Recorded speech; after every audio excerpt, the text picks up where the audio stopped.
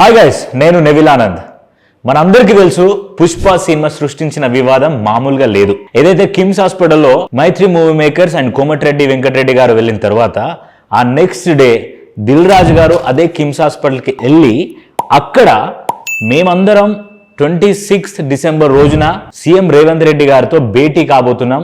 భేటీ అయిన తర్వాత ఆ సమావేశంలో ఏదైతే సినీ ఇండస్ట్రీలో జరుగుతున్న గొడవల గురించి అవ్వచ్చు, అండ్ ఈ బెనిఫిట్ షోల గురించి అవ్వచ్చు, ఈ టికెట్స్ హైక్స్ గురించి అవ్వచ్చు, వీటి అన్నిటి గురించి చర్చించుకోబోతున్నామని చెప్పినప్పటి నుంచి ఈ రోజు వరకు తెలుగు సినిమా లవర్స్ అండ్ ఈ రాజకీయ పరంగా జరుగుతున్న విషయాలలో అండ్ అన్ని విధాల ప్రజలు వెయిట్ చేశారు. సో టుడే ఆ టాపిక్ మీద ఇవాళ భేటీ జరిగింది. ఇక్కడ కమాండ్ అండ్ కంట్రోల్ సెంటర్లో హైదరాబాద్లో జరిగింది. అయితే ఇక్కడ ఈ భేటీలో భాగంగా ఏం జరిగింది, అసలు రేవంత్ రెడ్డి గారు ఏం చెప్పారు, అండ్ ఆ తర్వాత ఈ సినీ ఇండస్ట్రీలో ఉన్న పెద్దలు వాళ్ళకి సంబంధించి వాళ్ళేం అడిగారు అనేది మనం ఈ వీడియోలో డిస్కస్ చేయబోతున్నాం. సో మరి ఇంత వాల్యుబుల్ కంటెంట్ ఇస్తున్నాం కాబట్టి దయచేసి ప్లీజ్ డూ సబ్స్క్రైబ్. మీరు సబ్స్క్రైబ్ చేసి వీడియోని లైక్ చేయండి అండ్ ఖచ్చితంగా ఈ వీడియో మీకు వ్యాలిడ్ పాయింట్స్ని చెప్పబోతుంది.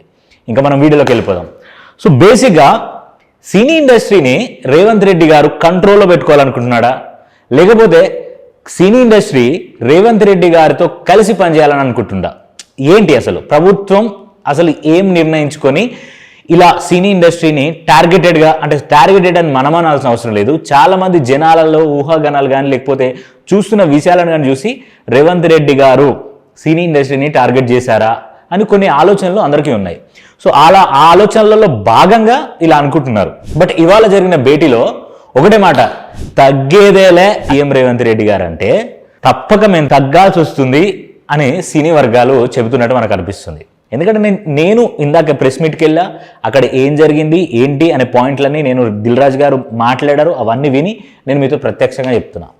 ఒకటే మాట అన్నారు రేవంత్ రెడ్డి గారు. రేవంత్ రెడ్డి గారు అన్న మాట ఏంటి? ఫస్ట్ రేవంత్ రెడ్డి గారు అన్న మాట ఏంటి అని అంటే, వన్స్ నేను ఒక్కసారి బెనిఫిట్ షోలు లేవు అంటే టికెట్ రేట్స్కి హైక్స్ లేవు, పెంచడాలు లేవు, అండ్ ప్రీమియర్ షోలు లేవు అని నేను ఒక్కసారి చెప్పిందంటే ఇంకా అది అంతే, దాంట్లో ఎలాంటి మార్పులు ఉండవు అని కరాఖండిగా రేవంత్ రెడ్డి గారు చెప్పారు.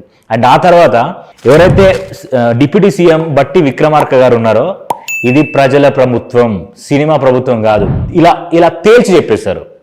సో రేవంత్ రెడ్డి గారు మాట్లాడిన మాటలు ఏంటంటే, ప్రభుత్వం చెప్పిన మాటల్ని సినీ వర్గాలు ఏవైతే ఉన్నాయో తూచా తప్పకుండా పాటించాల్సిందే, దాంట్లో ఎలాంటి మార్పులు చేర్పులు లేవు.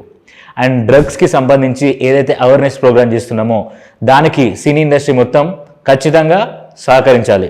And one more thing, this is the basic fundamental, and ఖచ్చితంగా సినీ ఇండస్ట్రీ వాళ్ళు దీంట్లో హెల్ప్ చేయాలనే విధంగా, లేకపోతే సినీ హెల్ప్ గురించి అసలు మాట్లాడలే, ఖచ్చితంగా చేయాల్సిందే అన్నట్టుగానే మాట్లాడారు రేవంత్ రెడ్డి గారు. కులగణన ఈ విషయంలో కూడా సినీ వర్గాలు ఖచ్చితంగా సహకరించాలి, అదే మాట చెప్పుకుంటూ వచ్చారు రేవంత్ రెడ్డి గారు.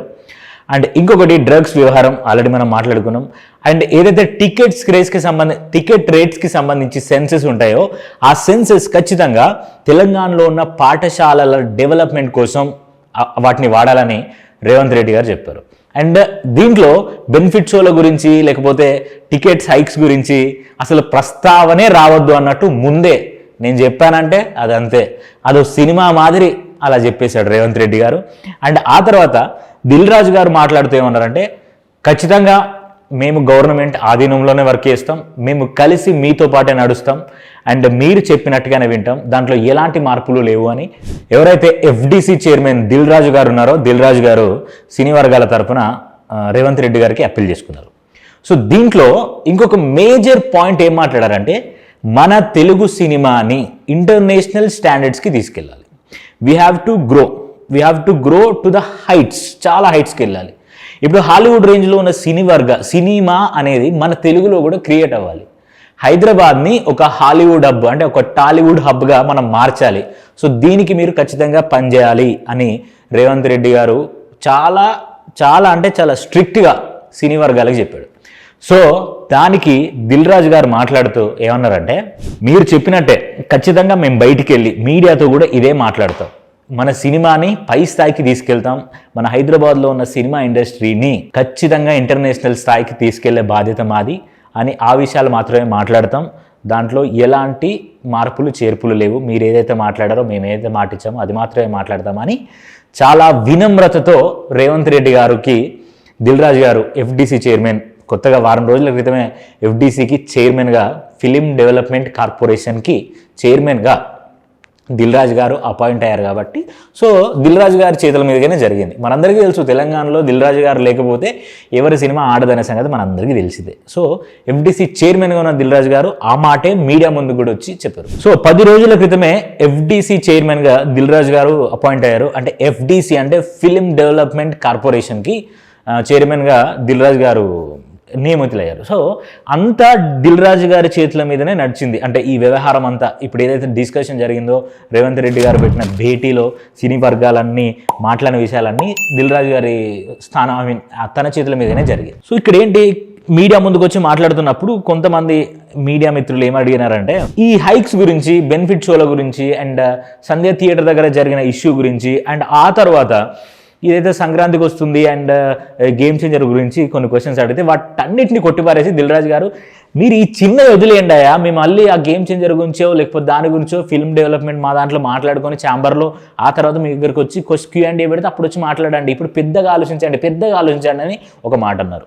అసలు బేసిక్ పాయింట్ ఏంటంటే ఏదైతే సినీ ఇండస్ట్రీ ఉందో ఆ సినీ ఇండస్ట్రీ అనేది తెలంగాణ ప్రభుత్వంతో కలిసి తెలంగాణ ప్రభుత్వం చెప్పినట్టు తెలంగాణ ప్రభుత్వం అడిగినట్టు సినీ వర్గాలు చేయాలనేది రేవంత్ రెడ్డి గారి టార్గెట్. సో ఆ టార్గెట్ని ఈరోజు వాళ్ళు చెప్పిన విషయాలు చూస్తే అది ఖచ్చితంగా టార్గెట్ రీచ్ అయినట్టే కనిపిస్తుంది. సో మిగతా విషయాలని తర్వాత మాట్లాడదాం అనే విధంగా దిల్ రాజు గారు చెప్పారు. అండ్ ఆ తర్వాత ఇంకో మాట మాట్లాడుతూ ఏమన్నారంటే మేము ఏదైతే అనుకుంటున్నామో ఈ సినిమా అనేది డెవలప్ చేయాలి, ఖచ్చితంగా ఇంటర్నేషనల్ స్టాండర్డ్కి తీసుకెళ్లాలనేది దాని గురించి మేము 100% దాని మీద వర్క్ చేయబోతున్నాం, దాని మీద మేము వర్క్ చేస్తాం అని దిల్ రాజు గారు చెప్పారు. So this is all about today's ఏదైతే సమావేశం జరిగిందో దాని గురించి ఇలా జరిగింది. బట్ మోర్ ఓవర్ మనం మాట్లాడుకోవాల్సింది ఏంటంటే రేవంత్ రెడ్డి గారు అలా ఇండస్ట్రీలో గుప్పెట్లో పెట్టుకున్నాడు. అంటే గుప్పెట్లో ఎందుకు పెట్టుకోవాలి అని అనుకున్నాడంటే ఒక గవర్నమెంట్ అనేది ఆ గవర్నమెంట్ కింద జరుగుతున్న ఏ కార్యక్రమమైనా సరే that should be under government. అది గవర్నమెంట్ చెప్పినట్టు నడుచుకోవాలి, గవర్నమెంట్కి అనుగుణంగా ఉండాలి. సో అందుకే ఆ పాయింట్ తీసుకున్నాడు. అండ్ ఇక్కడ we have to talk about కులగణన గురించి అండ్ ఏదైతే డ్రగ్స్ ఫ్రీ గురించి వీటి గురించి ఎక్కువ ప్రస్తావించారు. అండ్ ఏదైతే సంధ్యా థియేటర్ దగ్గర జరిగిన ఇష్యూ లాంటి ఇష్యూలని మేము మరలా జరగనివ్వం అని ఎవరైతే దిల్ రాజు గారు ఎఫ్డిసి చైర్మన్ దిల్ రాజు గారు కూడా ఆ మాట రేవంత్ రెడ్డి గారికి ఇచ్చారు. సో ఇంతటితో సమాప్తం సమావేశం. సో ఇంకా కథ కంచికి సినీ పెద్దలేమో వాళ్ళ ఇంటికి వెళ్ళిపోయారు. This is what happened. But బేసిక్గా వాళ్ళు ఏమనుకున్నారంటే మనం వెళ్ళి బెనిఫిట్ షోలని ఉండేలా చేద్దాం. బెనిఫిట్ షో అంటే బెనిఫిట్.